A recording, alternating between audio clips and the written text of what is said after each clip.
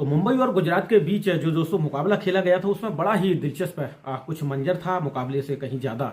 उसमें आपने देखा होगा कि लोगों की दिलचस्पी कुछ अदर चीज़ों में रही है और खुद में चीज़ें बात कर रहा था कि जब ये मुकाबला शुरू होगा तो किस तरीके का माहौल क्रिएट होने वाला है, ग्राउंड पर किस तरीके का चीज़ें घटने वाली हैं। और हार्दिक पांड्या इन जो समस्याएं पहले से हार्दिक को भी पता थी। जब हम लोग इस बात को जानते थे तो फिर हार्दिक कहीं ज़्यादा हमसे बेहतर जानते थे कि गुजरात में जाने के बाद उनको किन चीज़ों के बारे में फेस करना पड़ सकता है। तो ऑब्वियसली बात है कि फेस करना ही करना था, क्योंकि रोहित की जो फैन फॉलोइंग है उसने बहुत ज़्यादा परेशान कर रखा था। और वैसे भी अगर देखें जो मुंबई इंडियंस के फैन हैं, रोहित ने 5-5 ट्रॉफी जिताई हैं, तो कहीं ना कहीं वो एक वर्ग है जो बहुत ज़्यादा नाराज़ था। लेकिन इन चीज़ों से फर्क नहीं पड़ता मैनेजमेंट को। जो मैनेजमेंट को करना था मुंबई की उन्होंने किया है, जो उनके मालिक चाहते थे वो किया है। हार्दिक कप्तान है और वो कैप्टेंसी करते हुए नजर आ रहे हैं। तो दोस्तों घटना शुरू हो जाती है यहाँ पर कैप्टेंसी बनने से। ये सारा मंजर तो आपको पता है कि आईपीएल शुरू होने से पहले बहुत सारी जो घटनाएं चर्चा हुई है वो होती रही है। लेकिन जब माफ कीजिए, रोहित शर्मा का नाम अभी भी मेरी जुबान पर बार बार आ रहा है। जब हार्दिक का टॉस के लिए गए तब भी देखिए किस तरीके की हूटिंग हो रही थी लोगों के बीच में, बू बू करके चिढ़ाया जा रहा था हार्दिक को। खैर टॉस हुआ, आए और बैटिंग करने के लिए गुजरात आई। लेकिन पहला जब ओवर लेकर के हार्दिक आए तब भी वहां पर बहुत सारी समस्याएं शुरू हुई और फिर से हार्दिक को परेशान किया गया। उनको पूरा क्राउड था चारों तरफ से रोहित को चिढ़ा बार बार दोस्तों मैं बता रहा हूँ वही नाम आ रहा, हार्दिक को चिढ़ाया जा रहा था। तो एक मंजर ये देखने को मिला, वहां हार्दिक खासा परेशान हुए थे। लेकिन जब रन पड़ गए हार्दिक को तब फिर दर्शकों ने बहुत ज्यादा बवाल काटा। बहुत सारी कंडीशन थी। जो उस वक्त की सिचुएशन थी हार्दिक के दिमाग में वो सिर्फ हार्दिक ही समझ सकते थे। और फिर इसके अलावा देखें आप तो कमेंट्रेटर हैं, उन्होंने भी कोई कसर नहीं छोड़ी। वो भी इसी में डूब गए और वो भी इसी में बहस करने लगे बहुत सारी चीजें कि हार्दिक का इसमें क्या दोष है। और लेकिन दर्शक आखिर इस तरीके से ट्रीट क्यों कर रहे हैं। केविन पीटरसन कमेंट्री कर रहे थे, उनका मानना था कि मैंने इस तरीके का मंजर अपने पूरे क्रिकेट कैरियर में नहीं देखा है कि एक local player, local cricket fans के द्वारा किस तरीके से हूट किया जाता है। ये मंजर था बहुत ही ज़्यादा शॉकिंग था और पीटरसन इस चीज़ से बहुत ज़्यादा शौक हो गए थे। और ब्रायन लारा का भी यही मानना था कि ये सारी चीज़ें जो हो रही हैं यहाँ पर बिल्कुल भी कंट्रोल नहीं किया जा सकता।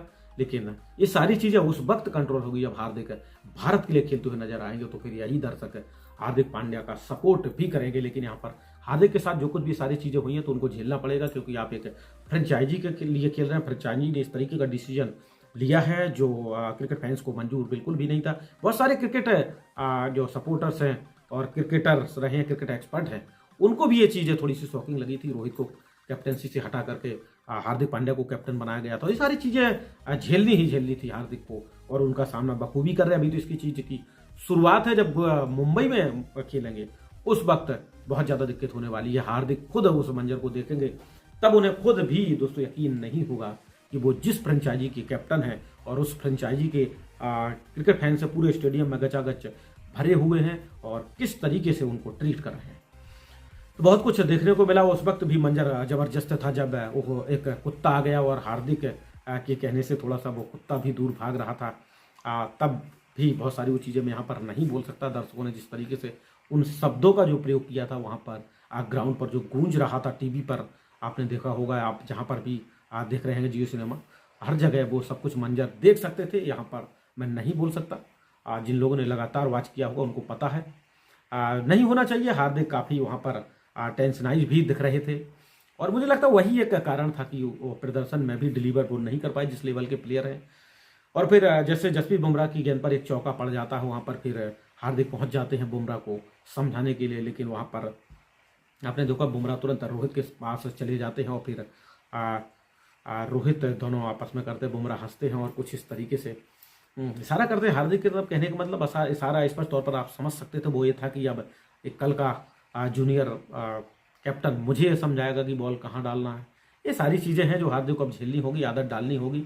यदि आप कैप्टनसी के लिए गए थे तो उस वक्त आपको सोचना चाहिए था कि मुझे किन चीज़ों आपको किन चीज़ों का सामना करना पड़ सकता है। मुझे क्रिकेट फॉलोअर्स है उनका सामना करना पड़ता है, रोहित की जी फैन फॉलोइंग है उनको करना पड़ेगा, जो मुंबई इंडियंस के सपोर्टर्स हैं उनका भी मुझे दंश झेलना होगा। उसका दंश झेल रहे हैं, आदत पड़ जाएगी। 13 मुकाबले अभी और बाकी हैं, वहाँ पर भी हार्दिक को झेलना ही झेलना होगा। मैं भी मुंबई का बड़ा फैन हुआ करता था एक वक्त, लेकिन आज मैं बिल्कुल भी इसके सपोर्ट में नहीं हूँ। बिल्कुल जीत जाए फाइनल, एक नहीं लगातार 10 उठा ले, लेकिन यार जो जब दिल से कनेक्टिविटी होती है ना, वहाँ चीज़ें जब कुछ अनएक्सपेक्टेड चीज़ें घट जाती हैं तो वहाँ जरूर कष्ट होता है। जब क्रिकेट फैंस को इस चीज़ का कष्ट हुआ है तो फिर ये चीज़ें हार्दिक को भी जब कष्ट होगी तब उस चीज़ का दोस्तों एहसास होगा। बहुत सारी चीज़ें हैं, पाकिस्तान से भी लगातार आपने सुनी होगी।